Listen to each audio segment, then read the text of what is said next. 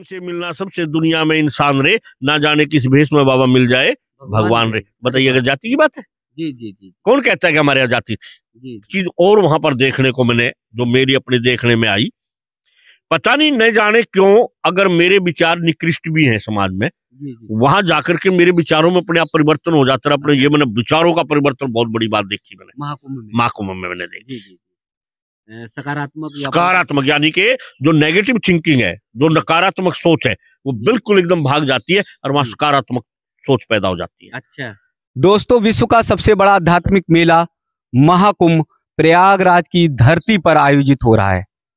महाकुंभ से जुड़ी हुई तमाम जानकारियां हम सबके अंतर्मन में आती हैं, उसे जानने की कोशिश करते हैं। महाकुंभ में कैसे पहुंचे, किस तरह से चले, लगातार संवाद टीवी के माध्यम से आप सबको जानकारी मिल रही है। वास्तव में महाकुंभ है क्या, क्या हमको संदेश देता है? अगर हम दुनिया भर के अलग अलग देशों से आते हैं, भारतवर्ष के अलग अलग प्रांतों से आते हैं, भारतवर्ष के अलग अलग जिलों से आते हैं, तो महाकुंभ से लेकर क्या जाएं, उसके बारे में आज जानेंगे। आज फिर मेरा सौभाग्य है कि हमारे साथ में आह्वान अखाड़े के राष्ट्रीय प्रवक्ता श्री महंत मनमोहन गिरी महाराज जी हैं, जिन्हें योगी राज हितैषी बाबा जी के नाम से भी जानते हैं। बहुत अच्छी तरह से सभी लोग नाम लेते हैं, बड़े प्रिय तरीके से। जब योगी राज हितैषी बाबा कहते हैं तो मन गदगद हो जाता है, आनंदित हो जाता है, क्योंकि पूज्य महाराज जी सभी का हित करने का काम करते हैं। तो महाराज जी, इतने बड़े मेले में बहुत बड़ी तैयारी, कहा जाए तो 12 वर्ष की प्रतीक्षा भी है कि 12 वर्ष में महाकुंभ आ रहा। बहुत सारे लोगों का जीवन कर्तार्थ, एक एक पल में बहुत सारे बुजुर्ग लोग ये सोचते होंगे कि हे भगवान, हमें ये धरती से उठाना, लेकिन महाकुंभ का स्नान करा देना। इतनी बड़ी मन में लालसा होती है, तो महाकुंभ में आकर लेके क्या जाएं, हम वहां से क्या प्राप्त करके जाएं? बोलिए सिद्ध गणेश जी महाराज की जय। देखिए, आपने बहुत उत्तम प्रश्न किया है कि वास्तव में हम महाकुंभ में जाएं और महाकुंभ से हमें मिले क्या, क्या वहां से प्राप्त होता है। देखिए, एक बात देखिए, सबसे पहले एक चीज है, वहां आपको देखने को मिलेगी अनेकता में एकता, एकता में अनेकता।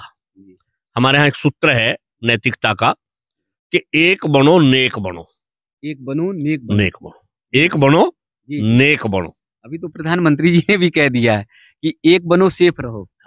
देखिए, वो उनका अपना है। मैं वैसे, अब आपने प्रधानमंत्री जी की बात करी, मैं प्रधानमंत्री जी का बहुत आदर करता हूँ। तो मैं भी कभी भारत साधु समाज का संगठन मंत्री था, और वो भी कभी संगठन मंत्री थे। तो टोली में रहे हैं। तो उनके जो गुरुजी थे दयानंद सरस्वती जी, शीशम झाड़ी ऋषिकेश जी में रहते थे, मैंने उनके कई बार दर्शन किए। उनकी मैंने कई, बहुत महान संत थे, और मैंने कई पुस्तकें उनकी पढ़ी हैं। तो इसलिए मैं उनका आदर करता हूँ। वो अलग बात है, मेरी राजनीति दृष्टि नहीं है, लेकिन मैं उनका आदर करता हूँ। मैं उनका, प्रधानमंत्री नरेंद्र मोदी जी का मैं आदर करता हूँ। हालांकि मेरे से वो 1 साल छोटे हैं, उम्र में मेरे छोटे 1 साल, लेकिन मैं उनका आदर करता हूँ क्योंकि वो इस योग्य हैं। लेकिन मेरा विषय राजनीति नहीं है, मेरा विषय आध्यात्मिक है। तो अब देखिए, मैं अपनी आध्यात्मिकता की ओर आता हूँ कि पहले देखिए, मेले में आपको पता चलता है, जैसे हमारे यहाँ बहुत से लोग अफवाहें उड़ाते हैं, अरे हिंदुओं में तो बड़ी जातियां हैं, हिंदू तो जातियों में बटा हुआ है, खंड खंड बटा हुआ है। ये बिल्कुल झूठ बात है। अच्छा, हिंदुओं के देखिए, आप प्राचीन से प्राचीन जो है महापुरुषों के जीवन में जाइए, क्या कहा कि जात पात पूछे नहीं कोई, हरि को भजे सो हर का होई। जाति पात पूछे नहीं कोई, हरि को भजे सो हर का होई। तो बताइए, कहाँ जात पात रही? तो पहले से बात चली आ रही है, मैंने तो ये बात बढ़ाई नहीं, पहले से चली आ रही है। या तो जो भी हरि को भजने लगा वही हरि का है। पहली बात तो आपको वहां कुंभ में देखने को मिलेगी ये बात। दूसरी बात देखिए, अब रामानंद जी थे, स्वामी रामानंद जी, उनके चेले देखिए, कबीर जी थे, आपके रैदास उन्हीं के चेले थे। कहाँ जाति पाती थी भैया हिंदुस्तान में? वो तो ब्राह्मण थे, ये जुलाहे थे, और वो दलित थे। कहाँ थी जाति पाति? और संत रैदास को तो मुझे लगता है कि मीराबाई ने भी। इसके बाद रैदास जी की चेली थी मीराबाई, और मीराबाई छत्री थी। कहाँ थी हमारे यहाँ जाति पाति? कौन कहता है हमारे यहाँ जाति पाति थी? और एक सूत्र है, करम बिना रे पगले प्राणी तेरा साथी कोई नहीं। करम बिना रे पगले प्राणी तेरा साथी कोई नहीं। फूल कहाँ से लगे बेल में जब फुलवारी बोई नहीं। जब फुलवारी बोई नहीं कैसे खुशबू को पावे, और जैसी करनी वैसी भरनी दुनिया कहती आवे। बाबा तैसी सबको समझावे व्यर्थ करो ना भरम, और जात पात को कौन पूछता जब हो उत्तम कर्म। वाह वाह वाह। और वहां तो कर्म की शिक्षा दी जाती है भैया, कर्म प्रधान है। जी जी जी। क्योंकि देखिए हम आज इस वक्त जाते हैं तो हम बड़े बड़े संतों को नमन करते हैं, इतना दान करते हैं, पुण्य करते हैं, उनकी वो करती हैं, क्योंकि कर्म को ही तो पूजने जाते हैं वहाँ। जी, कोई ये नहीं पूछता बाबा पहले जाति बताओ तब हम तुम्हें दंडवत करेंगे, हम क्षत्रिय हैं ब्राह्मण हैं, पहले जाति बता दो तब हम दंडवत करेंगे। कोई भी वहाँ कथा कर रहा है, कोई वो जाके पंडाल में बैठ जाता है, भंडारा चल रहा है, कोई वो जाके खा लेता है, कोई वो जाके गंगा जी में स्नान कर लेता है। बाबा मैंने रात को ठहरना है, इसको ठहरना है। हमारे प्रांत हम कभी नहीं किसी से पूछते भैया तेरी क्या जाती है। हम तो कभी ये भी नहीं पूछे तू आया कहाँ से है, आया कहाँ से ये भी नहीं, कभी नहीं मैं पूछता। जाति की बात महाराज जी भोजन पाना बेटा, हमें बड़ी खुशी हुई है प्रभु, तेरी बड़ी कृपा है, तेरी बड़ी कृपा है, आज तुमने जो है किसी भगत को भेज दिया। अरे वाह। और कभी कोई ये नहीं कि जाति क्या है तू कैसा। अगर हमारे यहाँ जाति होती जी तो ये बात कहाँ से आ जाती कि बड़े प्रेम से मिलना सबसे दुनिया में इंसान रे, ना जाने किस भेष में बाबा मिल जाए भगवान रे। बताइए अगर जाति की बात है। जी जी जी। कौन कहता है कि हमारे यहाँ जाति थी? जी जी। जाति का तो सवाल ही नहीं, जाति का तो हाँ हमारे यहाँ जाति है। जी। हमारे यहाँ क्या जाति मानी है, जैसे कुछ महापुरुषों ने कहा कि जाति सिर्फ 3 है। जी। एक पुरुष जाति है, एक स्त्री जाति है, और एक किन्नर जाति। ये जाति 3 है। इसके बाद कुछ हमारे महापुरुषों ने ऐसे कहा कि एक मनुष्य की जाति, एक पशु की जाति, एक पक्षी की जाति, एक वृक्ष की जाति, ये 36 जात मानी है। 36 जात कहते हैं ना 36 जात। जी जी जी। क्या है? 36 जात। हमारे यहाँ 36 जाति है, लेकिन मनुष्य जाति एक ही है। एक ही है। दूसरी होगी पक्षी की। ये है हमारे यहाँ जातियां, पक्षी की जाति, पशु की जाति, वृक्ष की जाति, वनस्पति की जाति, जड़ी बूटियों की जाति, ये जातियां हैं। ये इसमें कभी नहीं मनुष्य में की क्षत्रिय नहीं, बिल्कुल नहीं, नहीं वो ब्राह्मण क्षत्रिय वैसे शूद्र ये वर्ण है, वर्ण है, जाति नहीं। अच्छा ये वर्ण है, जाति नहीं, जाति नहीं। जी। और वर्ण भी देखिए बड़ा स्पष्ट शब्दों में है, चातुर्वर्ण्यम मया सृष्टम गुण कर्म भागश्च। ये भी गुण और कर्म के हिसाब से 4 वर्ण थे। भाई कोई भी पढ़ा लिखा विद्वान होता था, जो पढ़ा लिखा शिक्षित होता था, यानी मुख को ब्राह्मण कहा जाता था, मस्तिष्क को ब्राह्मण कहा जाता था, भाई जो पढ़ा लिखा होता था। इसके बाद जिसकी भुजाओं में दम होता था वो क्षत्रिय कहलाता था। जो कृषि और व्यवसाय करता था, व्यापार करता, वैश्य होता था। और जो इन तीनों में से कुछ नहीं कर पाया, इनकी सेवा करता था, यानी कि मजदूरी करता था, लेबर कोर्ट का था, मजदूर था। क्या था? मजदूर था, उसको शूद्र कहा जाता था। अब मुझे आप बताइए कि बिना मजदूर के इन तीनों में से कौन से काम चल जाएगा? फिर छोट बड़ाई थी कहाँ, जातिवादी थी कहाँ? बताओ कहाँ थी? जी जी जी। बिना मजदूर के आज मैं देखिए मैं महात्मा हूँ, अब आपके यहाँ सामने मेरा काम चल रहा है, कौन कर रहा है? मजदूर कर रहा है। अब जो मजदूर कर रहे हैं, अब मालूम उन मजदूरों को उस समय शूद्र कहा जाता था। क्या? लेकिन क्या मैं इनसे भेद कर रहा हूँ? क्या बोलो मेरे यहाँ खा नहीं रहे? जी जी जी। मेरे यहाँ पी नहीं रहे? देखता हूँ आपके किचन में पहुंच जाते हैं, तमाम तरह के अचार है, भोजन है, सब आप अपने से निकाल। तो बताइए मैं कहाँ भेद हो रहा है हमारे यहाँ? कहाँ घुस जाता है किचन में वो चला जाता। तो इसलिए हमारे यहाँ जाति पाति नहीं थी, और ये आज भी आपको कुंभ में देखने को मिलेगा।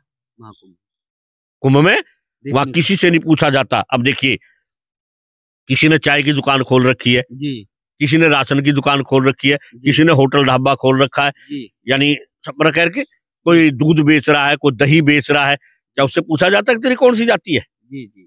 हम बल्कि क्या गए, ओ दूध वाले इधर आ, ओ लकड़ी वाले, ओ भैया चाय वाले, बता कौन कहता है? तो इसलिए क्या होता है कुंभ में हमें तो ये देखने को मिलता है। जी। और कहीं महाराज जी ये भी नहीं होता कि आस्था की डुबकी किसी ने लगाई और वो बोले भैया पहले अपनी जाति बता दो, तुम कौन हो, हम थोड़ा दूर से कर। ऐसा कुछ भी नहीं है। अब देखिए वहां पर जैसे मल्लाह है वो नाव चला रहा है, जी क्या उससे पूछता है तेरी जाति क्या है? जी जी वो तो कहेगा भैया इतने रुपये दो बैठो, इतने रुपये दो बैठो, इतने रुपये, कोई भी बैठ जाओ। जी जी क्या है? कोई भी बात। दूसरी बात, जाति के इसमें एक दूसरी वहां अमीर गरीब की जी बिल्कुल खाई नहीं है वहां। जी वहां खाई नहीं खाई नहीं है। वहां देखिए गरीब का भी इतना महत्व है। अब देखिए एक अधिकारी है, IAS अधिकारी है, वो भी मल्ला की नाव में बैठेगा। जी जी क्या है? मल्ला की नाव में बैठेगा, पैसे दे के बैठेगा वहां। हाँ, क्या देगा? पैसे बैठेगा। अब मल्ला तो बेचारा बहुत गरीब है जी और वो तो एक अधिकारी है, वो तो एक अधिकारी है, लेकिन उस मल्ला के बिना अधिकारी का काम नहीं चल सकता, जा नहीं सकता उस मल्ला के बिना वहां। संगम तक नहीं जा। अगर वो अपना हवाई जहाज भी लेके आ जाए ना, जी जी तो हवाई जहाज वहां नहीं जाएगा, जी जी वो जाएगा मल्ला के द्वारा नाव से ही। नाव से ही जाएगा। जी जी तो वहां सब मतलब ये है कि वहां अनेकता में एकता, हर दृष्टिकोण से वहां आपको एकता मिलेगी। जी एक संपूर्ण भारत का दर्शन। संपूर्ण भारत का नहीं, संपूर्ण विश्व का दर्शन। संपूर्ण विश्व का, भारत का नहीं। भारत का हम कह के छोटा कर दें। हाँ, ये संपूर्ण विश्व का दर्शन है वह। जी जी और देखिए दर्शन के बारे में आपको बताऊं, वहां एक सबसे बड़ी मैंने जो बात देखती है, वहां जाकर के व्यक्ति को इतनी शिक्षा मिलती है। जी क्या है? शिक्षा इतनी शिक्षा मिलती है। पहली बात, ऐसे ऐसे धार्मिक अनुष्ठान होते हैं वहां, जी ऐसी ऐसी सामाजिक संस्थाएं होती हैं ऐसी वहां, जी ऐसे ऐसे जो है मैं कहता हूं कि मैं आपको क्या बताऊं। अब जैसे वहां अन्न क्षेत्र खुला हुआ है, जी कोई भी भूखा प्यासा व्यक्ति वहां उसको भोजन मिलेगा। इसके बाद देखिए वहां पर जो है आपको पुस्तकें, जी जी कोई बेच रहा है लेकिन कोई बांट भी रहा है। बांट भी रहा है, क्या है? बांट भी रहा है। व्यापार अगर पुस्तकों का हो रहा है तो वहां बांटने वाले भी मिलेंगे, फ्री में बांट रहे हैं। इसके बाद देखिए वहां पर जो है संत महापुरुष अपने प्रवचनों के माध्यम से, अपनी वाणी के माध्यम से है कितने लोगों का उद्धार कर, यज्ञ हो रहे हैं बड़े बड़े, पर्यावरण कितना शुद्ध हो रहा है यज्ञ के माध्यम से, पर्यावरण वाणी के माध्यम से। देखिए क्योंकि ऐसा नहीं ना, जैसे पर्यावरण खाली जो है ना एक पेट्रोल से, तेलों से और फैक्ट्रियों के धुओं से ही नहीं है।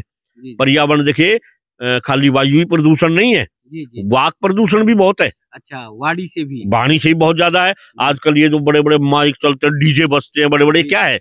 ये वाक का ही तो प्रदूषण है। हाँ, हाँ, हाँ। लेकिन वहां आपको क्या है, ऐसे ऐसे शब्द मिलेंगे, वेदों के मंत्र मिलेंगे, गीता के श्लोक मिलेंगे, वहां गूंजते हुए आपको मिलेंगे। तो इससे क्या है, वो प्रदूषण हटता है, वो प्रदूषण हटता है।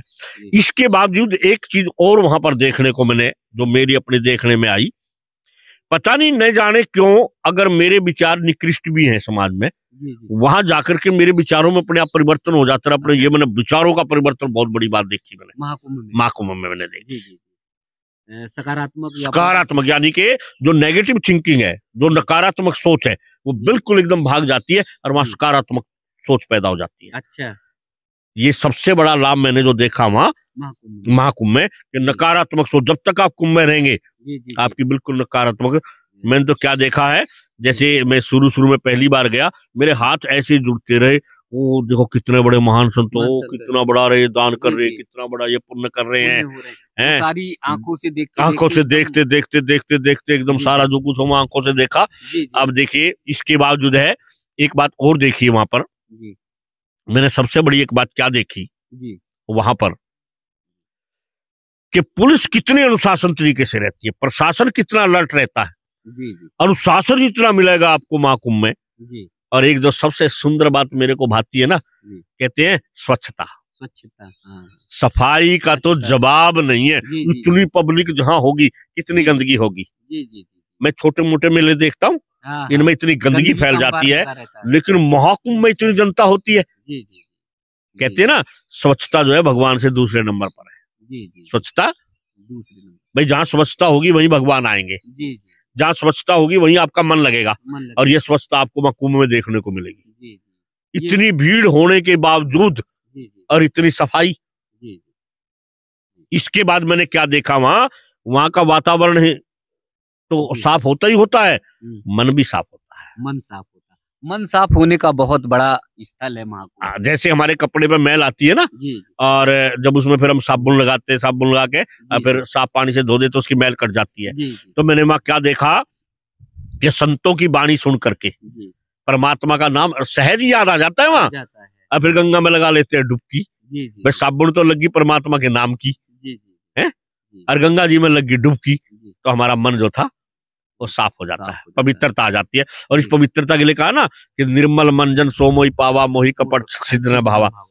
वहां से जो है हर प्रकार का कपट, छल, छिद्र सब व्यक्ति के हृदय से जी भाग जाता है, और यानी कि वो एक साधक बन जाता है और वो परमात्मा की भक्ति के अधिकारी बन जाता है वहां जाने के बाद। जी जी, बहुत अच्छी चर्चा आपसे पूज्य महाराज जी होती है, और सनातन को लेकर होती, महाकुंभ को लेकर होती है। मुझे लगता है कि आस्था की डुबकी लगा रहे हैं, पूरा माहौल सकारात्मकता से भर जाता है।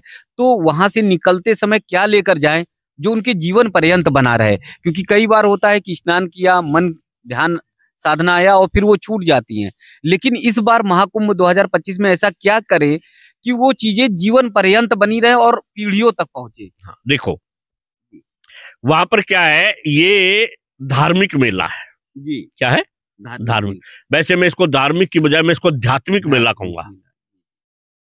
धार्मिक तो है लेकिन आध्यात्मिक कहो तो ज्यादा श्रेष्ठ है। श्रेष्ठ है। अध्यात्म का मतलब क्या है? अध्यात्म का मतलब यह अपने अंदर का अध्ययन करना, अपने आंतरिक झांकना। वाह, क्या सुंदर। देखिए पूज्य महाराज जी, मैं बताता हूँ कि कितने सुंदर शब्द जो है पूज्य महाराज जी की वाणी से निकलते हैं। अध्यात्म का जो बहुत बढ़िया दर्शन दिया है, बहुत सुचारू शब्दों में बोला है कि अपने आप को अध्ययन करना ही अध्यात्म है। अपने अंदर झांकना जी, यानी अपने आप का ध्यान करना, अध्ययन करना, ये अध्यात्म है। वहां व्यक्ति क्या होता है, उस मेले को देख करके अपने आप का ध्यान करने लगता है, मैं कहाँ हूँ, देखो ये कहाँ है, मैं कहाँ हूँ, अरे तेरा जीवन तो भैया निकृष्ट है। बहुत सुंदर। और जब उसको पश्चाताप होता है, वहां क्या होता है? पश्चाताप होता है। और जब उसको पश्चाताप होता है तो हमारे यहाँ हरियाणा की एक कहावत है जी, कि जगह अगर गंदी हो जाए तो साफ भी हो जाया करे, और हाथ जोड़ के पाया में लौट जाए तो माफ भी हो जाएगा। और जब उसको पश्चाताप होता है फिर वो प्रभु से प्रार्थना करता है, प्रभु से प्रार्थना करता है, और बाहर आकर के भी लोगों से बताता है, भैया हम कुंभ के मेले में गए थे, वहां हमने ऐसा देखा था। यानी जीवन भर वो उसकी याद बनी रहती है और वो चीजें उसको हर वक्त याद रहती है। इसलिए वो प्रभु से जुड़ने की कोशिश करता है। पूरा नहीं अगर जुड़ पाता ना, लेकिन प्रयत्न तो उसका शुरू हो ही जाता है। अब मैंने क्या देखा, वहां से आदमी कुछ न कुछ पुस्तक भी लाता है धार्मिक, खरीद के उसको पढ़ता है। मैंने ये क्या देखा, व्यक्तिगत माला जरूर लाएगा, रुद्राक्ष की, तुलसी की, चंदन की, उसको भी अपने पास रखेगा, अपनी पूजा के स्थान में रखा। मतलब उस निशानी को जीवन भर अपने नातियों से बताएगा कि भैया देखो मैं कुंभ के मेले में गया था। तो जब वो चीजों को लाया है उनको देखेगा भी, जाप भी करेगा, कुछ तो उनका उपयोग करेगा ही, और उनका उपयोग किसी भी रूप में किया जाए, चाहे उनको याद किया जाए, चाहे उनको जपा जाए, चाहे उनको रटा जाए, चाहे उनको देखा ही जाए, तो क्या होगा, सात्विकता तो बढ़ेगी, सत्वगुण तो बढ़ेगा, धार्मिकता तो आएगी। देखो धर्म के 4 चरण होते हैं, सत्य, तप, दया और पवित्रता। कुछ महापुरुष ऐसा भी कहते हैं सत्य, तप, दया और दान, लेकिन मैं इस चीज को स्वीकार नहीं करता, क्योंकि हमारे धर्म ग्रंथों में ज्यादातर क्या कहा गया है, सत्य, तप, दया और पवित्रता। ये धर्म के 4 अंग है। 4 अंग है। क्योंकि ऐसा ना कि दान तो भैया रे क्या है कि नंबर 2 वाले लोग भी कर देते हैं, जो तस्करी के माध्यम से कमाते हैं, नंबर 2 से कमाते हैं, वो भी दान कर देते हैं। तो सत्य, तप, दया और पवित्रता ये धर्म के 4 चरण हैं, और वहां आपको चारों मिलेंगे, चारों चरण महाकुंभ के अंदर। ये मेरा दावा है। अगर आप थोड़ी तलाश करेंगे ना, खोजेंगे, भाई वैसे तो है नहीं कि आगे पढ़ी पा जाएंगे ये चीजें, क्योंकि देखिए जो जितनी अनमोल चीज होती है, एक तो याद रखना वो संख्या में कम होती है। अनमोल चीज अगर हम भौतिक दृष्टि से देखेंगे तो अनमोल चीज सबसे सस्ती होती है, क्योंकि सबसे अनमोल चीज है देखिए हमारे लिए वायु। वह वायु से कीमती, क्योंकि अगर वायु नहीं होगी तो हम जी ही नहीं पाएंगे, लेकिन ये फ्री में मिल रही है। क्या है? फ्री में। लेकिन मेरा विषय आध्यात्मिक है, भौतिक नहीं है। भौतिकता में क्या होता है कि जितना भी आप अनमोल से अनमोल वस्तु को ढूंढोगे उतनी कठिनता से आपको प्राप्त होगी, उसके लिए आपको प्रयत्न करना पड़ेगा। 4 पदार्थों का वर्णन हमारे धर्म ग्रंथों में आता है, धर्म, अर्थ, काम, मोक्ष। जो 2 पदार्थ है, पदार्थ वो प्रारंभ से मिलते हैं, उनके लिए प्रयत्न करने की जरूरत नहीं। यानी कि काम और अर्थ ये आपको प्रारंभ से मिलेंगे, प्रयत्न से नहीं मिलेंगे। लेकिन धर्म और मोक्ष के लिए आपको प्रयत्न करना पड़ता है। वहां आपको पता चलेगा कि जिसके लिए हमें प्रयत्न करना चाहिए उसके लिए तो हम प्रयत्न नहीं करते, और जिनके लिए प्रयत्न नहीं करना चाहिए उनके लिए प्रयत्न करते हैं। वहां ये सीखने को मिलेगा, ये वहां सीखने को मिलेगा।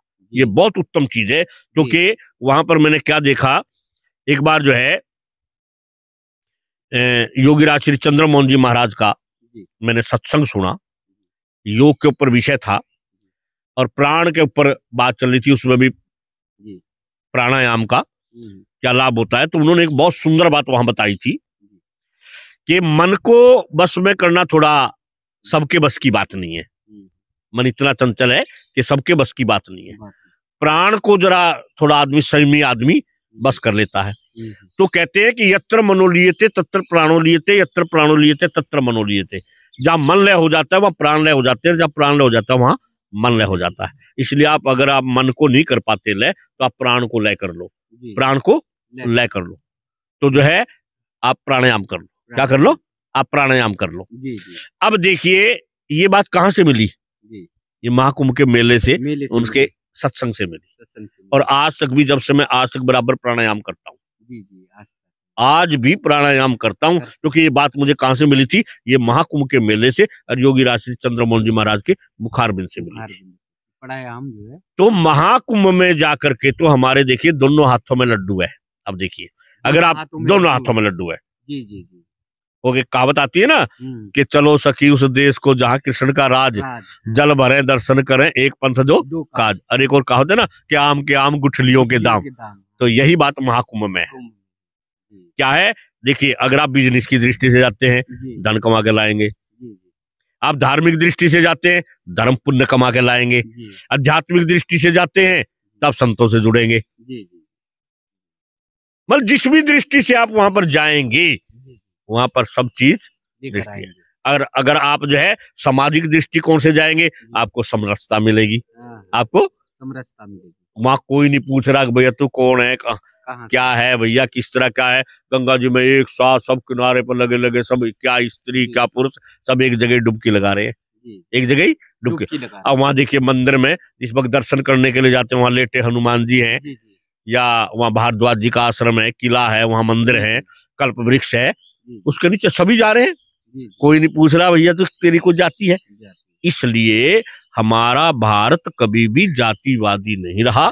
हमारे भारत में वर्ण व्यवस्था थी और वर्ण व्यवस्था गुण और कर्म के हिसाब से थी। क्या थी? गुण और कर्म के हिसाब से। और ये कर्म ये था, सीधी सीधी बात है कि जो भैया ब्रह्म की चर्चा करेगा, जो परमात्मा की तरफ चलेगा वो ब्राह्मण है।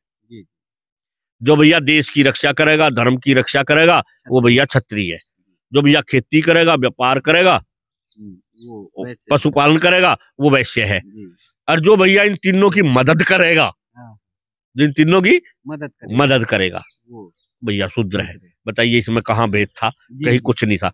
मेरे गुरुजी ने एक बार मेरे को सिखाया, मैं हैरान रह गया कि एक बार उनके पास जो है कुछ लोग आए और वो गांवों में आप जानते हैं थोड़ी एक आदत होती है ना कि महाराज जी आपका कौन सा दूत है।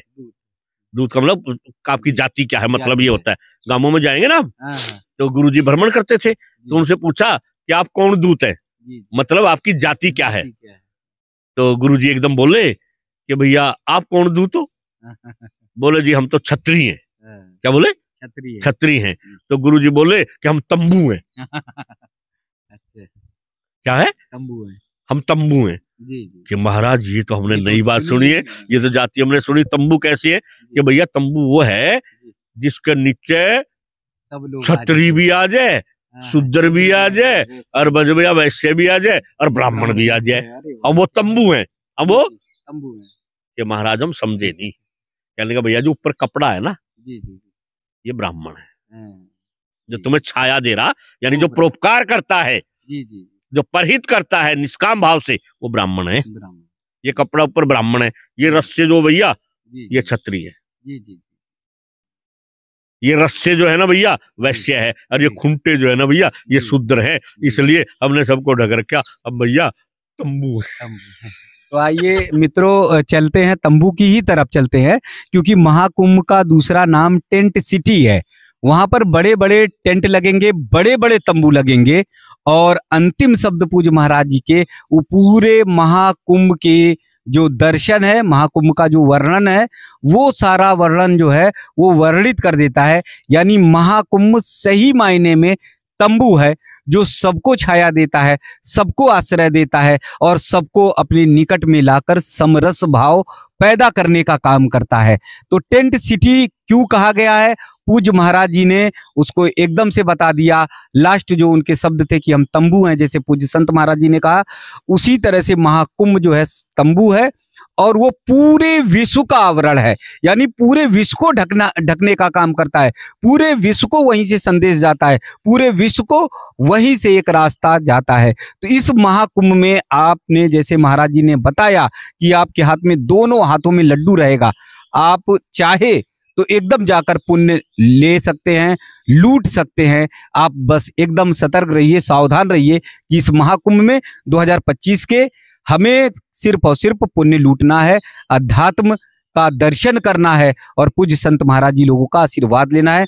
फिर एक बार मैं आप लोगों से आग्रह कर रहा हूं, निवेदन कर रहा हूं कि पूज्य हितैषी बाबा जी से, श्री महंत और आह्वान अखाड़े के जो राष्ट्रीय प्रवक्ता हैं मनमोहन गिरी बाबा जी से अगर आपको कोई प्रश्न पूछना है तो आप निश्चित तौर पर कमेंट सेक्शन में जाकर आप बताइएगा। बहुत अच्छी तरीके से आपको उसका उत्तर मिलेगा, जवाब मिलेगा, किसी भी तरह से जीवन से जुड़े हुए या महाकुंभ से जुड़े हुए। तो चलिए हम सब मिलकर कहते हैं कि चलो महाकुंभ की ओर।